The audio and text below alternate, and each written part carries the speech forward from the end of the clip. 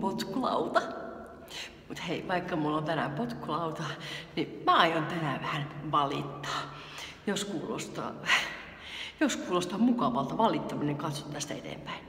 Ei kun siis, aina kaikki ei mene niin kuin Strömsössä ja aina ei ole hirveän helppoa, joten tänään sitten kerrotaan siitä, mikä ei aina ole niin hirveän helppoa. Jos kiinnostaa, niin katsele tästä eteenpäin.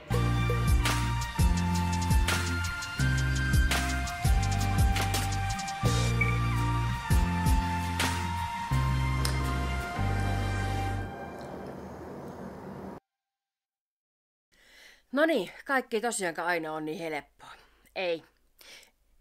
Ei missään nimessä. Mä oon puhunut hirveän paljon positiivisista asioista ja siitä, mikä mulla on mennyt tosi hienosti ja hyvin, mutta ei tää koko ajan todellakaan helppoa. Tänään mä sitten puhun vähän niistä asioista, mitkä ei aina ole niin helppoa. Mutta ensin toi potkulauta-asia.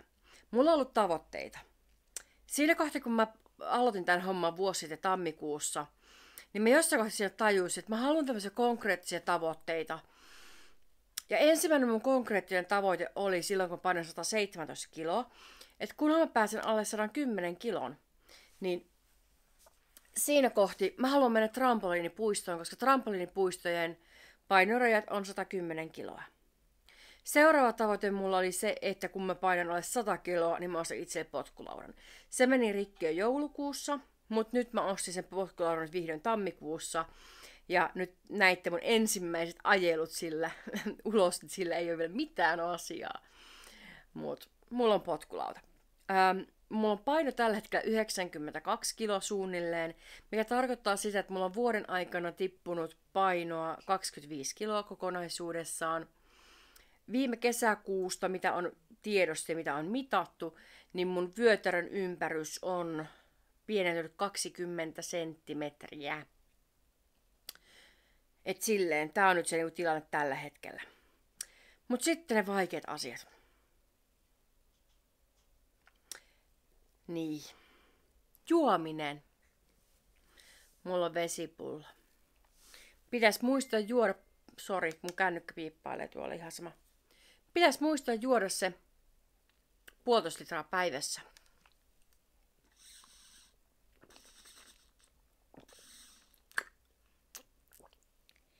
Ei ole ihan niin helppoa. Varsinkin ihmisille, joka aina on hirveän huono juomaan.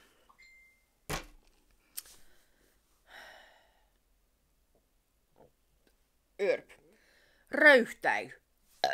Anteeksi. No en pyydä, ei saa anteeksi.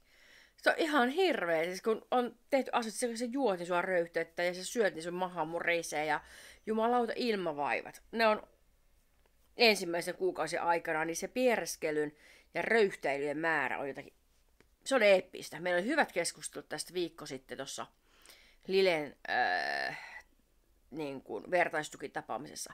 Hei, suosittelen liittymään Lileen, eli lihavuusleikannut ry:hyn, jos olet menossa leikkaukseen tai olet käynyt leikkaukseen. Mä oon käynyt yhdessä tapaamisessa, se oli kivaa. Tää röyhtely oli ihan uskomatonta. Mä oon todennut, että mä lakkaan kainostelemassa sitä. Mulla nyt tää juttu toimii näin ja mä röyhtäilen ja mä piereskelen. Sori siitä. Vatsan toiminta. Kun on tottunut koko elämässä siihen, että sulla niinku suoli toimii 2-3 kertaa viikossa oikeesti ja sun vatsa on aina kovalla, niin tässä on nyt joutunut opiskelemaan uusia pikkujuttuja, että kun sun suoli yhtäkkiä toimiikin joka päivä parhaimmillaan 2-3 kertaa päivän aikana, koska se reitti, mitä niinku tää ruoka on mennyt alapäähän, niin se on niinku silleen kutistunut aika paljon, kun ne vähän ohitteli siellä juttuja. Niin on tottunut se, että jos on semmoinen olo, että pitäisi käydä vessassa jossain kohtaa, niin paras mennä heti. Mä en vitsaile. Ei ole käynyt vielä mitään vakavempaa accidenttiä tämän asian kanssa, mutta olen oppinut sen, että siinä kohtaa kun mietitään, pitäisikö sitä käydä vessassa? Kansis mennä jo. Niin, sit mä jumahinkaan tolleen tohon noin.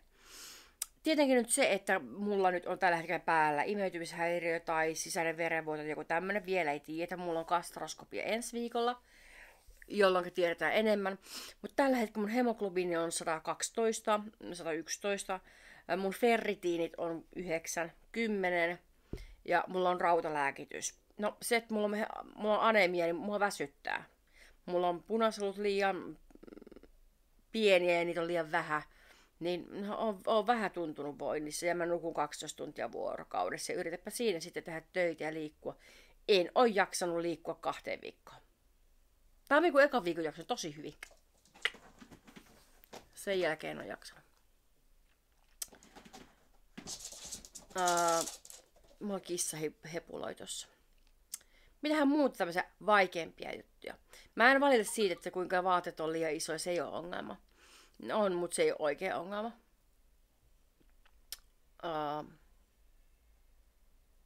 Syöminen.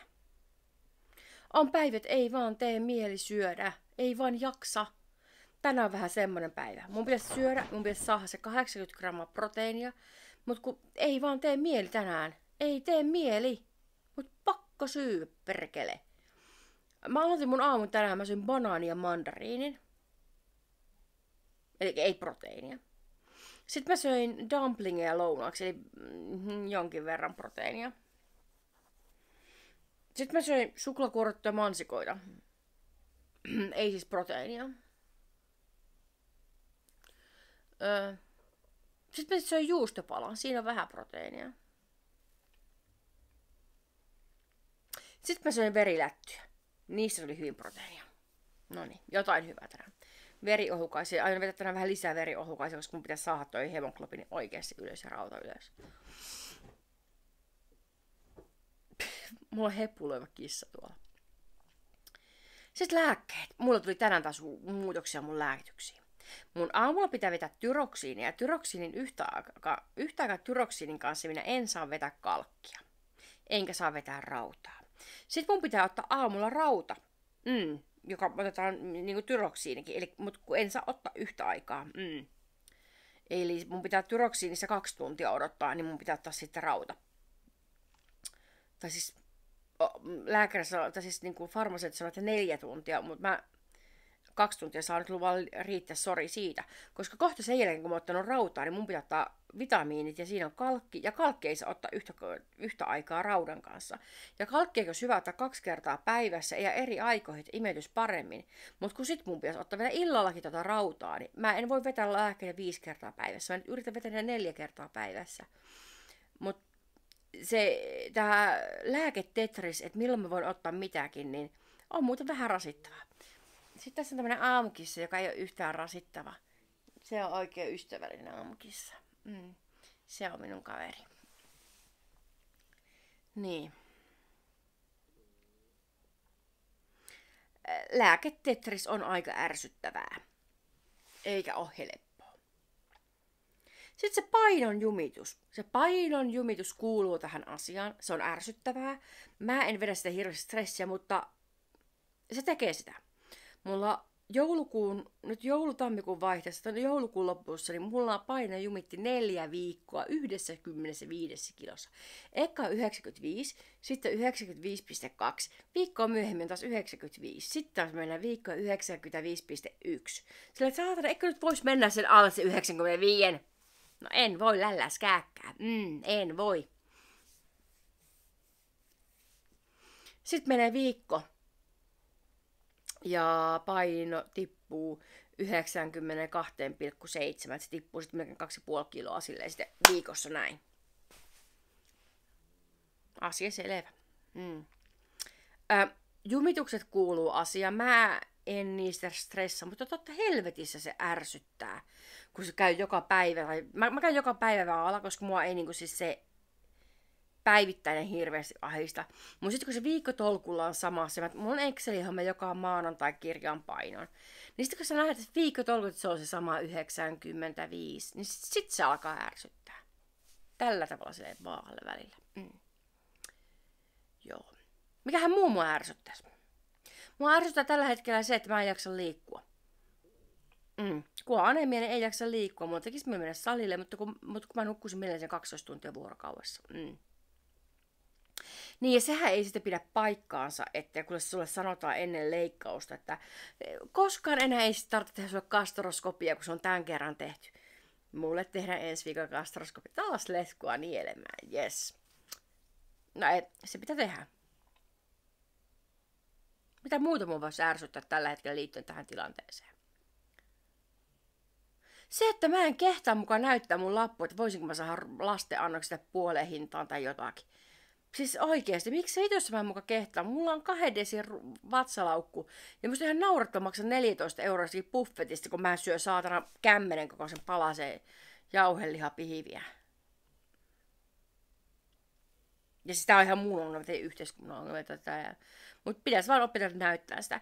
Joissain paikoissa musta on ollut tosi kiva, kun mä oon saanut suorilta niin kuin lasten annoksen. Sitten se lasten annos on ollut semmoinen, että vittu mä syön tästä 4 annosta. No, en syönyt 4 annosta todellakaan, koska siinä, niin tää. Sä teet ruokaa, teet kuinka pienen annoksen. Ja no mä syön tätä myöhemmin lisää. Siinä kohtaa, kun sä syöt 4 kertaa samasta kebab-annoksesta tai just niin kuin mä ostin ravintolassa pastaa ja mä otin lopun mukaan ja mä syöt kotona niin vielä syöt 3 annosta siitä, niin se ei niin kuin oikeasti ole enää hirveän kivaa. Tässä että mä teen kotona ruokaa, vaikka kuinka pienen annoksen mä tekisinkään, niin mä en jaksa syödä sitä 4-5 päivää. Joo, mä pakastan osan, mut sen takia salattipuffetit on kivoja. Mun salaattiannos maksaa 3,5 euroa. Olisiko mulla vielä jotain muuta valitettavaa?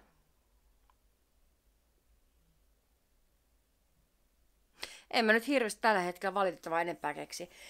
Siis nämäkin valittamisen aiheet on oikeasti niin kuin sille keksimällä keksittyjä juttuja. Joo, kyllähän nämä on pieniä harmituksia ja nämä on asioita, jotka vaikuttaa. Ja välillä on sille, että mä en jaksa. Mutta mä en kadu pätkääkään. En edelleenkään. Joo, on haasteita anemian kanssa, mutta se saadaan hoitoon. Siihen on lääkkeet olemassa. Yhteiskunta on kiva asia ja lääkkeet löytyy.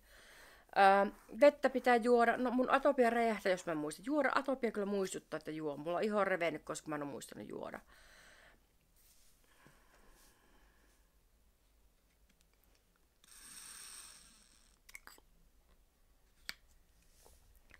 Niin sitten semmonen pikku juttu, että ihan vinkkinä, kun jos hankitte tämmöisiä vesipulloja, niin ennen kuin pistätte tiskikoneeseen, niin tarkistakaapa muuten, että saako sen pistää tiskikoneeseen. Nimimerkillä olen tuhonnut tähän mennessä 2 vesipulloa sillä, että pistin tiskikoneeseen. Vesipullojen hankinnasta sen verran, että semmoinen vesipullo, jota voitte käyttää yhdellä kädellä. Tälleen.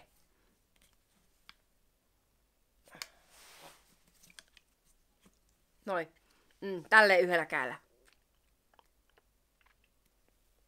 Miksi täältä ei tuu mitään? Ai nyt.